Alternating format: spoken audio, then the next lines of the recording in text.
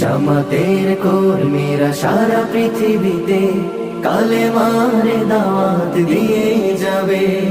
কোরআনের আলোকে সমাজ বিনির্মাণ, কোরআনের আলোকে সমাজ বিনির্মাণ, হাজার জুলুম বাধা উতরে যাবে। জামাতের কর্মীরা সারা পৃথিবীতে কালেমার দাওয়াত দিয়ে যাবে। জামাতের কর্মীরা সারা পৃথিবীতে কালেমার দাওয়াত দিয়ে যাবে।